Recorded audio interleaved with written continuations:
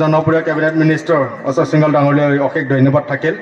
ৰাইজৰ আগত বহুমূল্য যি নিজৰ বক্তব্য ৰখাৰ বাবে আৰু অহা সময়ত এই অঞ্চলৰ বাবে যিখিনি ডেভেলপমেণ্টৰ যি কথা আৰু কৰিব বুলি আমিও শোণিতপুৰ নিখিল ছাত্ৰ খণ্ডৰ হৈ পেলাই আশা কৰিছোঁ আৰু আমাৰ বিশ্বাস আছে অঞ্চলত আমাৰ যুৱ নেতা এজন dynamic young leader ABSU president Dipen Boro ডাঙৰীয়া, ইয়াত উপস্থিত অসমৰ এজন শক্তিশালী মন্ত্ৰী আৰু ঢেকিয়াজুলি সমষ্টিৰ বিধায়ক অশোক সিংঘল ডাঙৰীয়া, ৰাঙাপাৰাৰ বিধায়ক মোৰ বন্ধু তান্তি ডাঙৰীয়া, আজিৰ এই সভাত উপস্থিত আমাৰ ভাৰতীয় জনতা পাৰ্টি শোণিতপুৰ ডিষ্ট্ৰিক্টৰ প্ৰেচিডেণ্ট দীপামণি শৰ্মা বাইদেউ, ইয়াত উপস্থিত নিখিল বড়ো ছাত্ৰ সন্থাৰ উপদেষ্টা কুসুম স্বৰ্গীয়াৰী ডাঙৰীয়া, জিলাৰ প্ৰেচিডেণ্ট জিৎ ডাঙৰীয়া আৰু সকলো বিষয়ববীয়াসকল, আঞ্চলিকनि गासैबो बिबानगिरिफोर आरो खैलाजुलिनिफ्राय खाथि खाला ओनसोलनिफ्राय नुजाफैनो हानाय आइ आफा रायजो राजा बिदा फंबायमोन, आं बयनिसिमबो रंजालि बैसागुनि गाहाम हामलायनाय बावहरबाय। बयबो मोजाङैनो दङ ना? एसे बैसागो मोखाङाव मिनिस्लु नुदों मानसिफोरखौ। मोसानो एबार दामबाथाय बयबो मोसानांगोन। क'क्राझाराव गोबाव मोसाबाय, दिनै खैलाजुलियाव मोसानो मोनगोन होननानै साननानै फैदो आङो। दा नंखायनो नेक्स्ट जिथिया दामगोन बयबो जाहाथे मोसानो फैयो। गामसा गानग्राफ्रा सानैसो उनावसो दङ, बै गामसा गोथां गानग्राफ्रा सिगाङाव फै। मानगोनां रायजोफोर, जोंहा आफादगिरि बिथाङा आरो लोगोसे मन्त्रि बिथाङा मोजां बाथ्राफोरखौ बुंलांबाय। आङो गोलाव बाथ्रा बुंनो सानाखै। नैबे बिसायख'थिया जोंनि आद्रा थानाय जिखिनि जेंना बेखौ सुस्रांनो थाखाय नैबे बिसायख'थिनि गेजेरजों जोङो खामानि मावनो आखायाव लादों। गोलाव सम जोङो सोमावसारबोबाय। बर' माहारिनि सोमावसारनायाव शोणितपुर बिश्वनाथ, आसामनि दाब डिस्ट्रिक्ट गुबुन जायगानि गासैबो बर' फिसाफ्रा बाहागो लाबोदों। बिनि गेजेराव शोणितपुर बिश्वनाथनि बर' फिसाफ्रा गोबां खस्थ' सहायनांबोदों। मालाबा एनडिएफबिनि सोमावसारनायाव, मालाबा एबसुनि सोमावसारनायाव आरो गुबुन सोमावसारनायाव जथेस्थ' खस्थ' जाबोनो गोनां जादों। आरो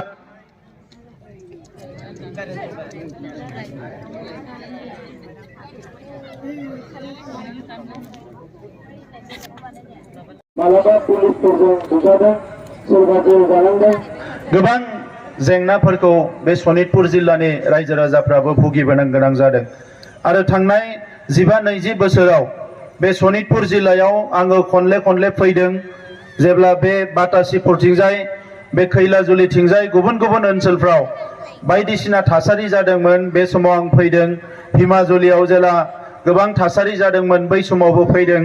आरो बै समनिफ्राय दासिम शोणितपुर आरो बिश्वनाथ जोंनि आइ आफा रायजो राजाफोरनि जेंनाखौ आं मोजाङैनो मिथिगौ। आरो बै समाव जोङो थांखि लादोंमोन जे थामथि गोरोबथा जायोब्ला बे सानजानि गामिफोरखौ जोङो सोनांगोन। आरो बियो गोदो गोदायनिफ्रायनो बान राजा, जायखौ जोंनि राजा होननानै बुङो, बिथाङानो जोंनि हारिनिमोन। बे हिसाबै बे हा हुआ जोंनिनोमोन। दा बे हा हुनि मोन्थायखौ मोननांगौआ जोंनि जारिमिनारि मोन्थाय। दा बेखौनो लानानै जोङो जुजिबोदोंमोन।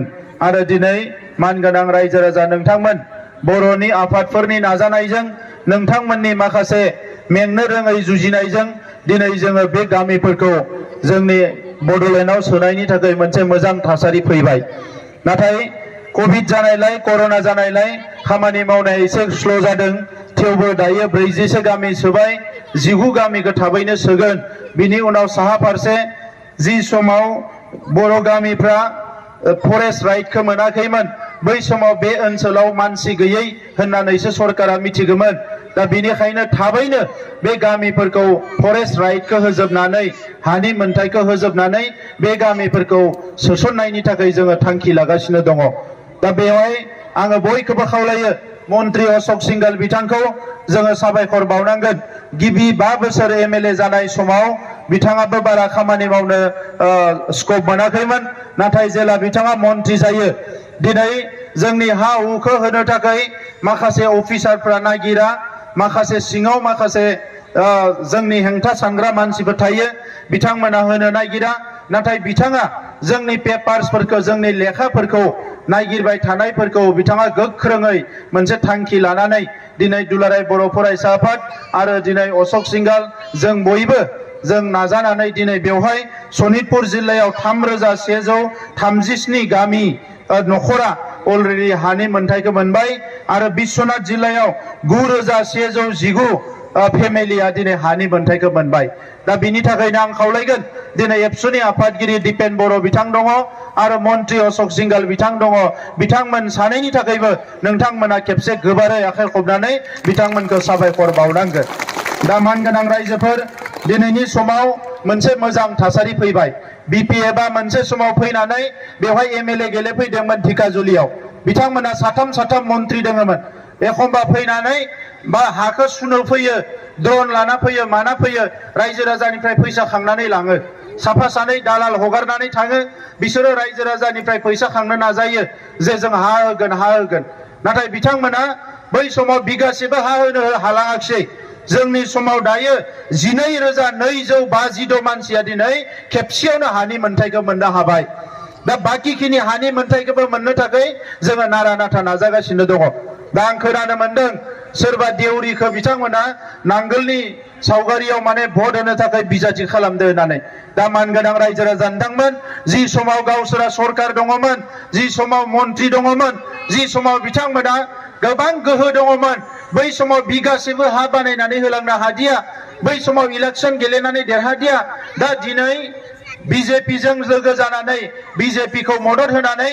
जोंहा हायाबो जागासिनो दङ दिनै जोंनि गामियाबो सोगासिनो दङ फरायसालिफोरखौबो जोङो प्रभिन्सियेलाइज खालामनाय फारसे थांगासिनो दङ दै खुरखानायनिफ्राय बायदिसिनाफोरखौ लानानै जोङो नाजागासिनो दङ बै समाव दिनै बिपिएफआ बेवहाय बिजाथि फसंनानै जोंनि रायजो राजाफोरखौ दिनै गुलुं गुजुं खालामनो नागिरदों दा ओंखायनो मानगोनां रायजोफोर बयबो सांग्रां जानांगोन सोरबा बेवहाय नांगोलाव भट होग्रा दङ नामा रायजोफोर नांगोलाव भट होग्रा दङ नामा गैया नङा होमबा दा बेवहाय 100-200 भटखौ लानानै जोंनि बदनाम खालामनाय जागोन खामानि मावोबा जों होगोमोन जि समाव 3 गाहाम मन्त्रि दङमोन बै समाव मावाखिसै WPT मन्त्रियाबो जोंनिमोन बै समाव मावाखिसै गोबां पुलिस आर्मिनि जेंनानि समाव दुलाराय बर' फरायसा आफाद रायजो राजाफ्रा बेसेबांबा जुजियाव बै समावबो गसंफैयाखिसै दिनै फैनानै बिथांमोना गुलुं गुजुं खालामनो नागिरदों नंखायनो बे थासारिया गैया रायजोफोर बे ओनसोला दिनै बिटिआरआव हाबनो थांगासिनो दङ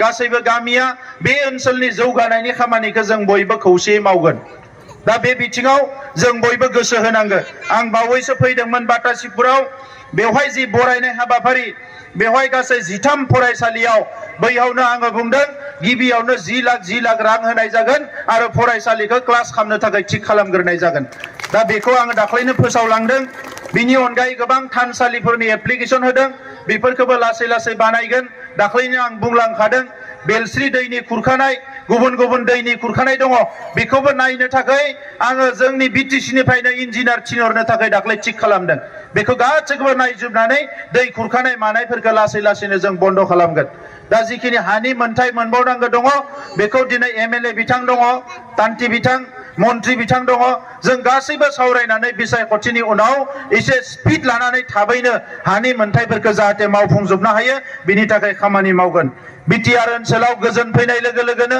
दिनै फरायनायाव जोबोद दावगालांनो हादों देग्लाय जोंहा बर' माहारिनिफ्राय सा 40 फरायसाफ्रा सारा आसाम नाङै एपीएससी आव आनजादाव उथ्रिसारनो हादों मन्त्रि बिथाङा आंखौ बुंदों जे नैबे ओनसोलनिफ्रायबो सुपार 50 आव लानांगौ होननानै जों थांनाय बोसोरनैयाव बिटिआर ओनसोलाव कनफाइन थादोंमोन नाथाय देग्लाय बोसोराव जोङो बे ओनसोलनिफ्रायबो फरायसाफोरखौ लानो थाखाय थिक खालामदों आरो बेवहाय नैबे ओनसोलावबो मोनसे सनितपुर बिश्वनाथनि गेजेराव मोनसे सेन्टार गायसननो थाखाय जोङो हाबाफारि लानाय जागोन आं नोंथांमोननि सिगाङाव दिनै बुंबाय दाख्लैनो आङो बे बाथ्राखौ बुंखादोंमोन दिनै नैबे समाव रेशन कार्ड नोंथांमोना मोनदों अरुणोदय मोननो हादों रेशन कार्डजों लोगोसे लाइफ इन्सुरेन्स दङ बेवहाय रेशन कार्डजों लोगोसे 5 लाखसिम हेल्थ इन्सुरेन्स देहाखौ फाहामनो हानायनि बेबस्था दङ आरो बेबायदि गोबां सुबिदा माइरं मोननायजों लोगोसे गुबुन सुबिदाखौ मोनदों दा बे हानि मोनथायखौ मोननाय लोगो लोगोनो दिनै अशोक सिंगल बायदि सासे गोख्रों मिनिस्टारखौ मोननो हानानै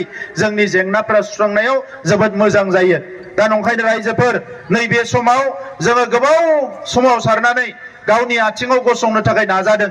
एनडिएफबि बिदा फंबायफोरनि केसफोरखौ जोङो फोजोबनो नाजादों। बिथांमोननि जायफोरा थैलांबाय मार्टियारफोरनो रां होनो थाखाय माखासे बेबस्था जागासिनो दङ।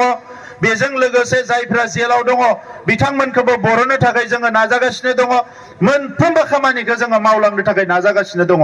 दा नैबे समाव मानगोनां रायजोफोर गोनो गोथो जानो नाङा। 30-40 बोसोर सोमावसारनायाव जोंहा गोबां खहा जाबाय। बैखौ दिनै सुफुंनांगोन। जाय जि गामियाव दङ बेवहायनो अराय सम थानांसिगोन। गामियाव थानसालि लुनाय, फरायसालि लुनाय जि दङ जोंहा, जाय जि सिबियो गिर्जानिफ्राय लानानै गहपुराव 1 करोड़नि मोनसे गेस्ट हाउस जानो थांगासिनो दङ।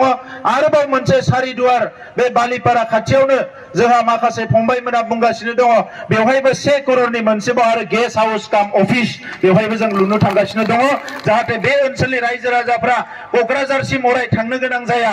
मायबा जेंना थायोबा बे जायगायावनो अफिसारफोरा लोगो हमफैनो हायो। बे बेबस्थाफोरखौ जोंनो खालामगासिनो दङ। दा दिनै गोलाव बाथ्रा बुंला, बयबो रेडि जाखाबाय नङा होमबा? दिनै प्रधान मन्त्रि नरेन्द्र मोदी बिथाङा 3थि खेबनि थाखाय प्रधान मन्त्रि जानो थांगासिनो दङ।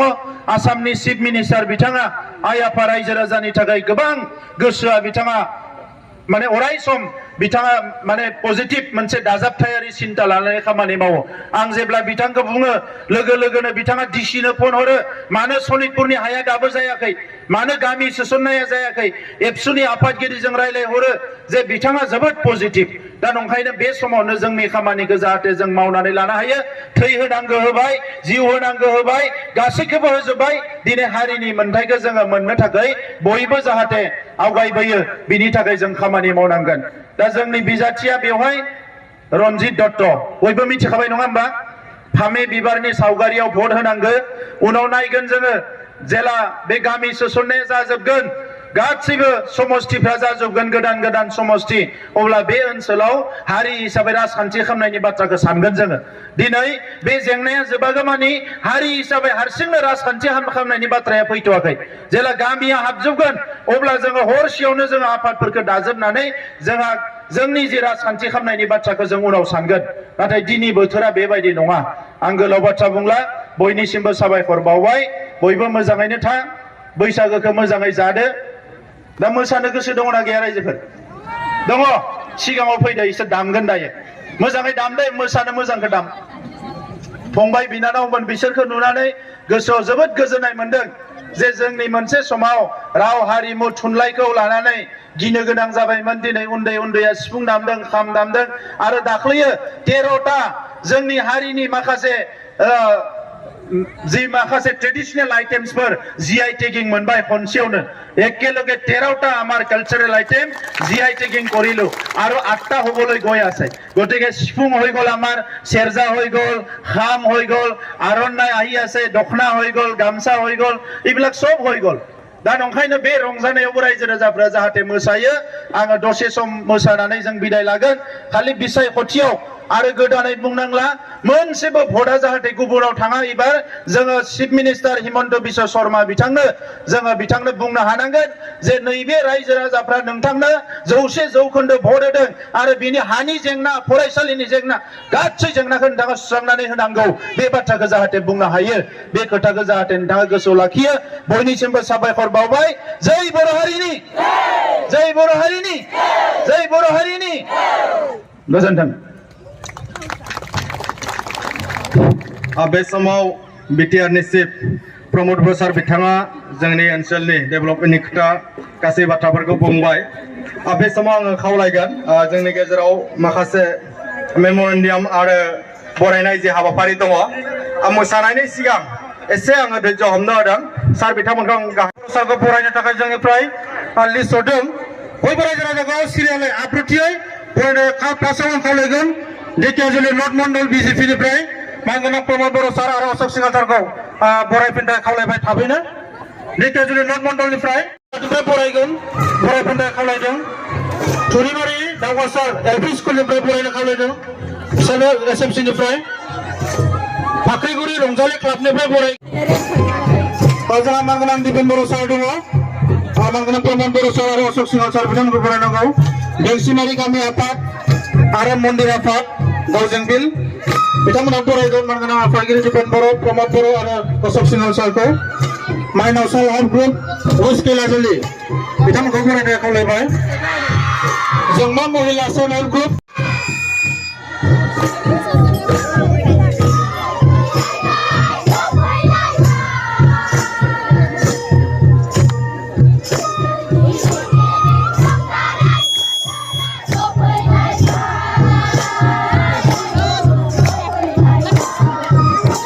আমাৰ সন্মানীয় আলহী মন্ত্ৰী ডাঙৰীয়া আৰু বিধায়ক ডাঙৰীয়া ছাৰসকলক বৈশাগু আদৰিবৰ কাৰণে মই অনুৰোধ কৰিছোঁ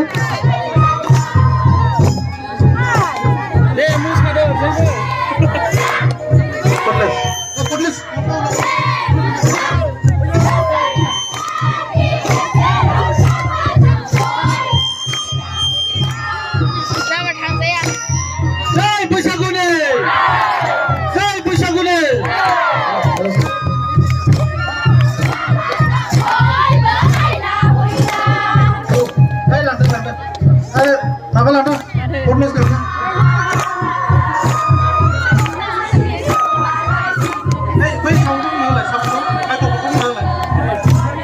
সাউন্ডটো বনাই দিয়কচোন সাউন্ড মনিটৰ কৰ্ডলেছটো দি দিয়ক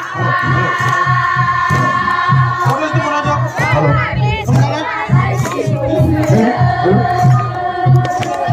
সোমাইনা সোমাইনা